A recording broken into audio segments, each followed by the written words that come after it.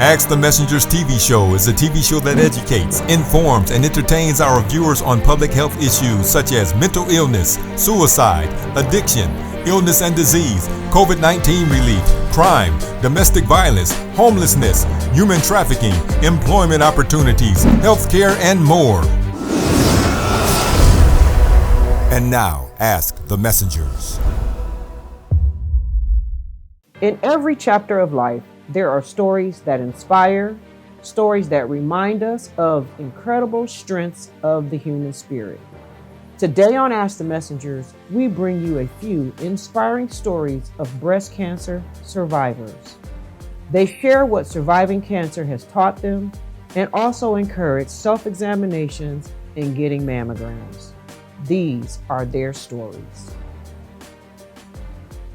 My name is Kathy and I'm a breast cancer survivor. After I went to get the breast examination, they found the lump. But I had already knew that cancer was in my life.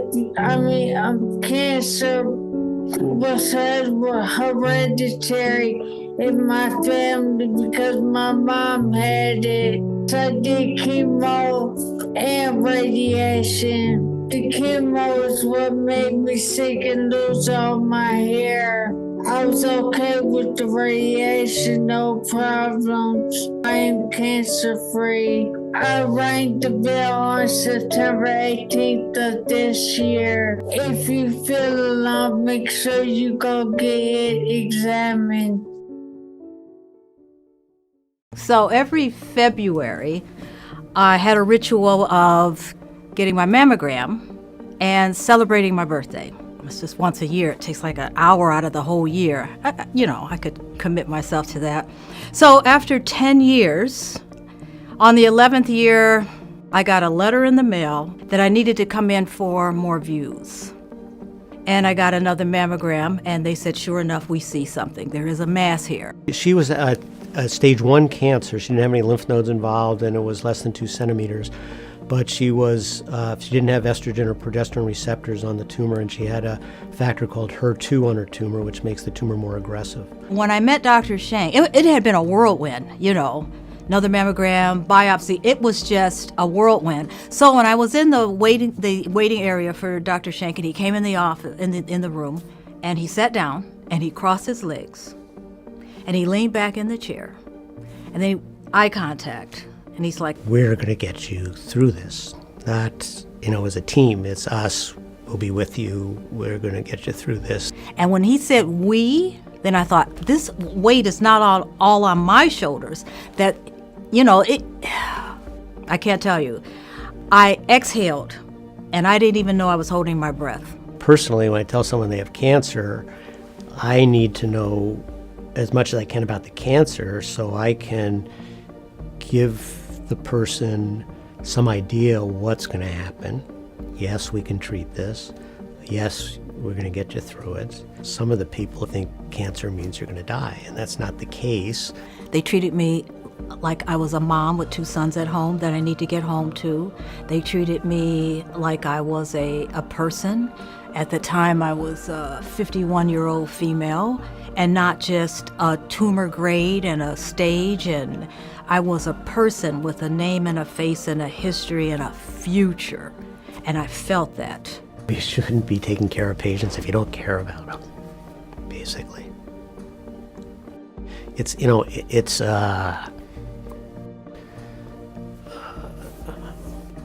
a job, but it shouldn't feel like a job. It's about taking care of patients. 15 years ago, I was diagnosed with cancer, and today I am grateful for it, surprisingly, because I've learned some life lessons. I've learned that fear can either immobilize you or it could galvanize you, so I choose to let it make me stronger. I've learned to be in the moment, because before I think I was just sleepwalking through my life or speed racing through my life, and the cancer slowed me down, so I live in the moments now, so I'm not robbing myself of what's coming or what's already happened. I am fully present, and that's a beautiful thing. I feel like that's what life is, and I was missing it before. So the cancer was a gut punch, but it was also eye-opening, and I'm not mad about it at all. I'm grateful for the lessons. Finding cancer early is the most important thing. Sometimes, a lot of the times now, we find cancer in such an early stage that it can't spread. Ductal carcinoma in situ, a stage 0 cancer, and we're really doing surgery to prevent it becoming an invasive cancer that can spread and cause someone to die. And then when we do find invasive cancers, it's often small when we do mammograms. So we're big proponents of doing mammography. Like, what if I didn't get a mammogram every year? I would still have the cancer. I just wouldn't know about it, and it would be getting larger and possibly spreading. And I don't know if I would still be here, because it was caught early, and it was a very aggressive cancer, but it was still caught early. And when they say, early detection is the best cure, it's cliche, but it's true. When breast cancer is found early and has not spread, the 5-year survival rate is 99%. That fact alone highlights how critical early detection really is.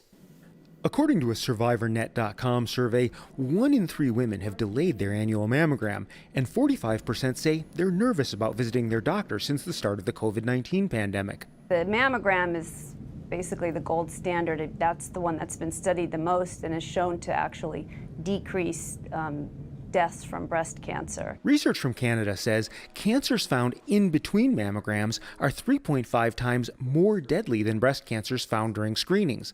The longer you delay the screening, the more opportunity the cancer has to grow. We also recommend women have a physician breast exam, beginning again around the age of 25 on an annual basis. Another fact, breastfeeding can lower a woman's risk of developing breast cancer. Research suggests it's ideal to breastfeed for at least 6 months to a year. It may sound strange, but an NYU study found people with breast cancer are 60% more likely to die of cancer after surviving a heart attack. Study authors say heart attacks cause changes to immune cells that make them less able to attack cancer cells, potentially allowing tumors to grow more quickly. And did you know that tattoos can complicate breast cancer screenings? Tattoo pigment can migrate to lymph nodes, triggering a false alarm on a mammogram. Another important fact, breast cancer is the most common type of cancer found in pregnant women or women who have recently given birth. Finally, let's talk family history. It's certainly true that having a relative with breast cancer can increase your risk. That's why it's important to share that information with your doctor. But about 85% of breast cancers occur in women with no family history, and that's why it's critical for everyone to be aware of the risk. Stay tuned for more of Ask the Messengers. Hey, it's your girl, Sean Rochelle. And for those that don't know me, I am a photographer, mom of 3, and a breast cancer survivor. So listen, you guys, last year I was diagnosed with breast cancer. It was my first mammogram experience. So when I tell you I was just doing what I was supposed to be doing as far as routine follow-ups or what I needed to do at the time, was not expecting the diagnosis to be a breast cancer diagnosis. I was just doing what I was supposed to do. So I went in for my mammogram, didn't think anything of it. They called me and was like, hey, we seen a little something. We want to come in and have you do an ultrasound.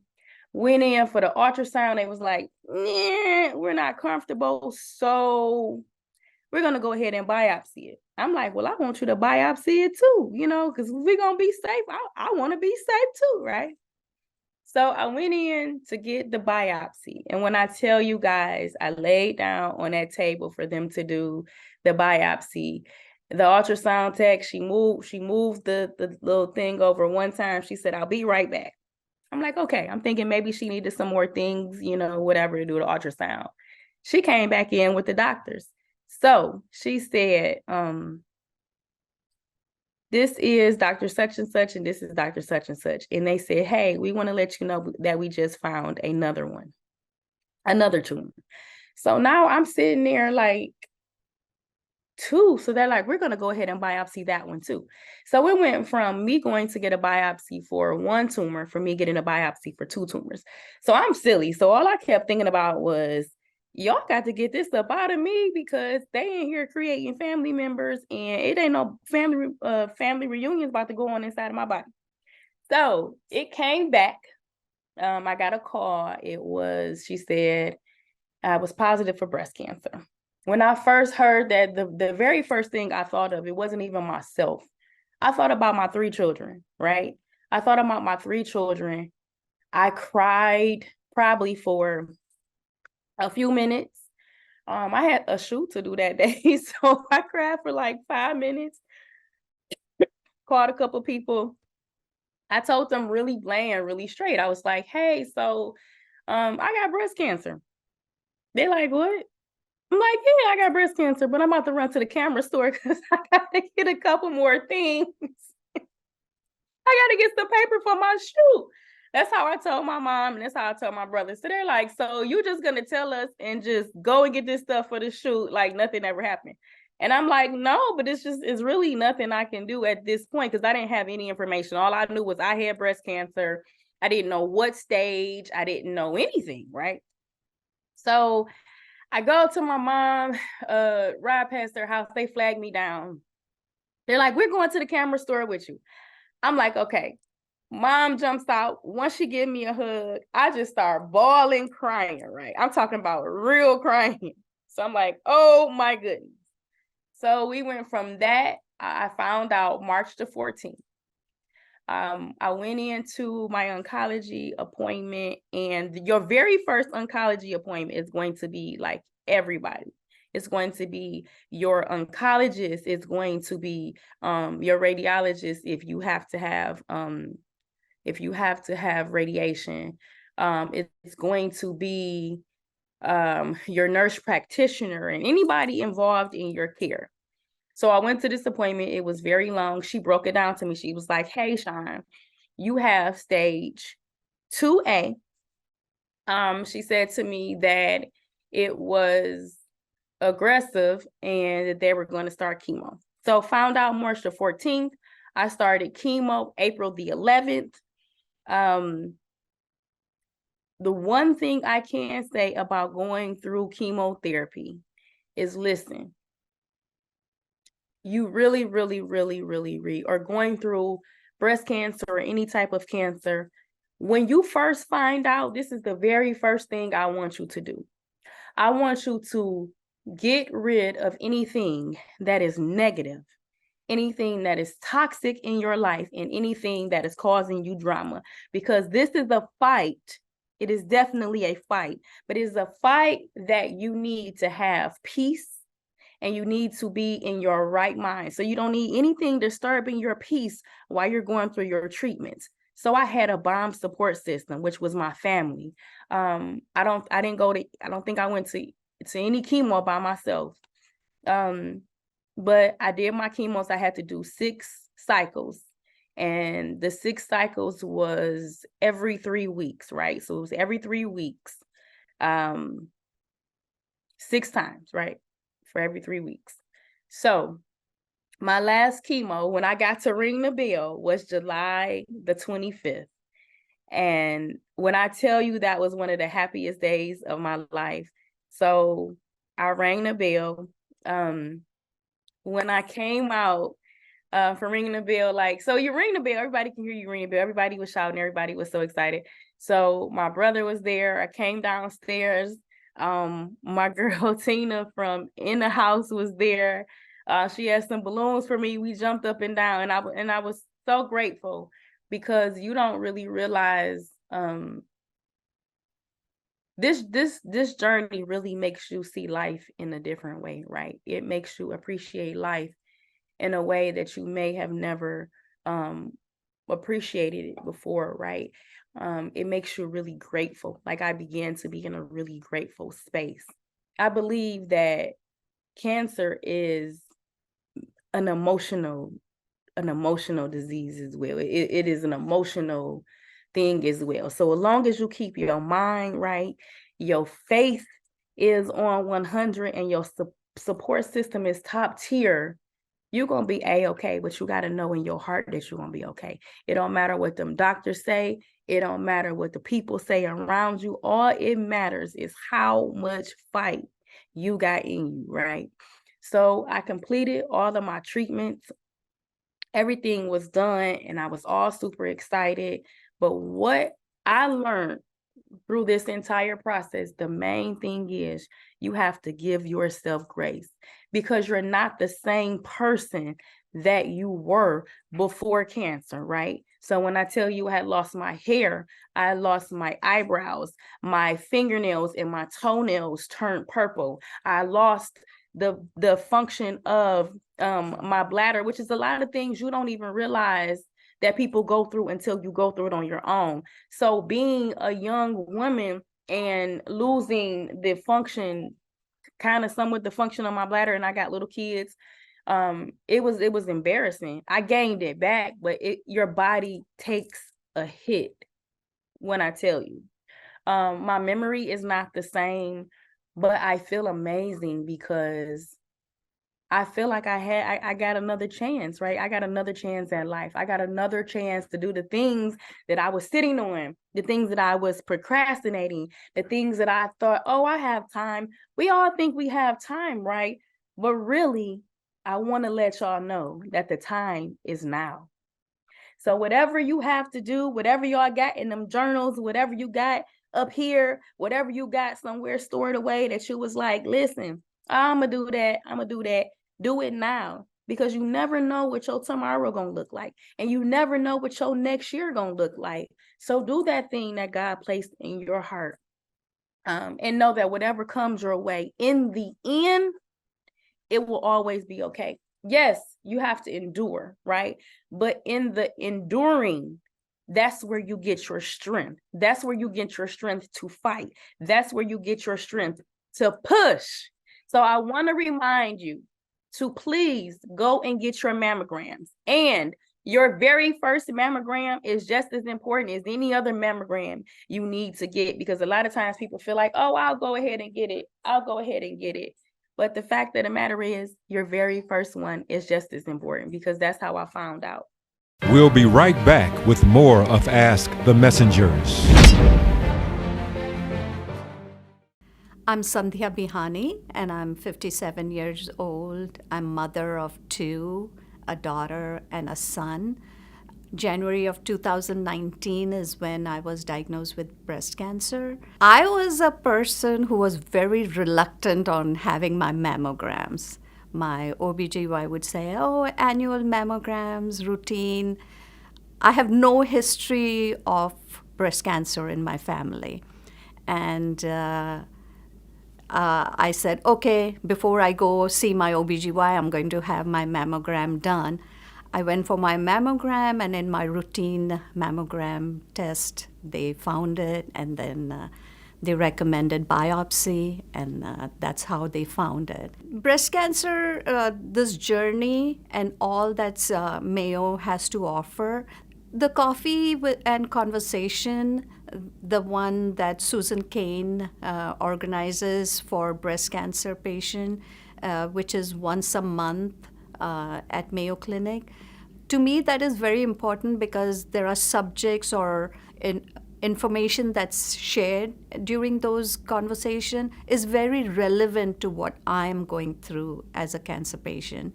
There are a lot of experts or doctors or care providers who come and speak or share their knowledge and experience, is something that I'm looking firsthand. So instead of going and buying a book or trying to read online and not knowing if I'm getting the correct information, coming here once a month, being with others who are going through similar breast cancer or other cancer treatment like I am, being surrounded by them and sharing our experience, laughing, talking, along with a cup of coffee, and at the same time getting all the information that is pertinent to my treatment or something I may have missed, I may have not even known.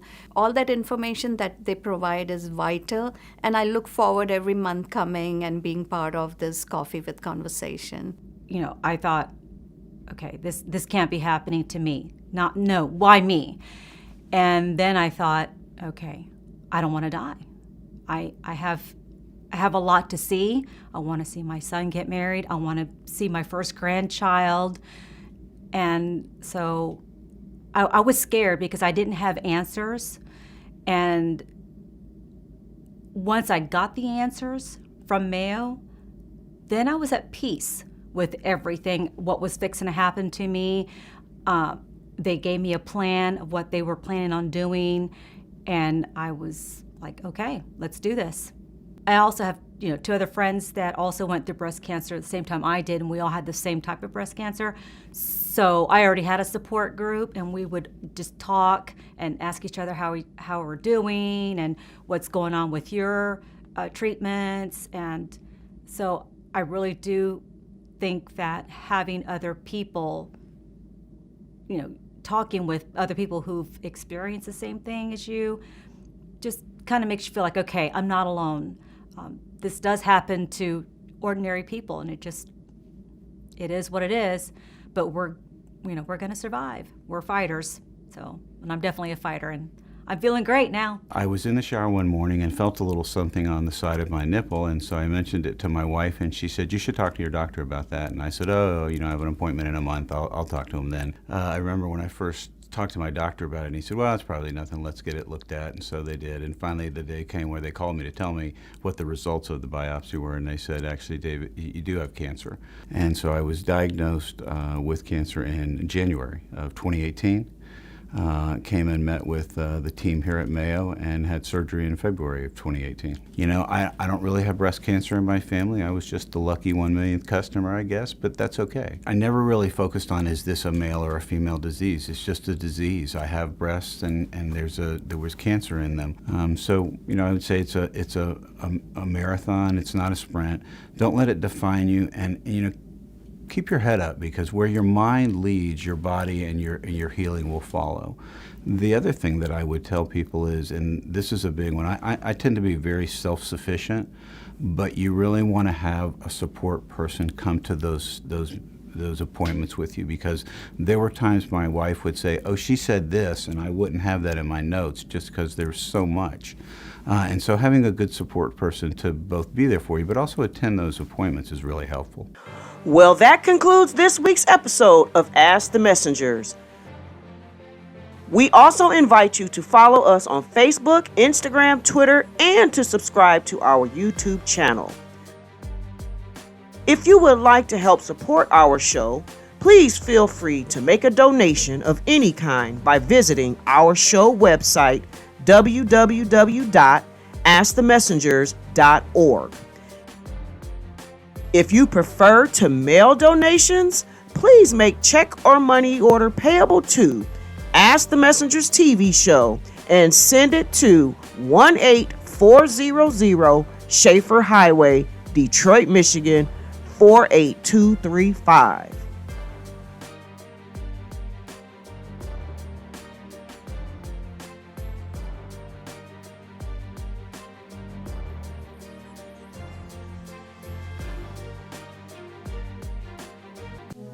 Ask the Messengers is the program that deals with things that help you. Thank you for watching.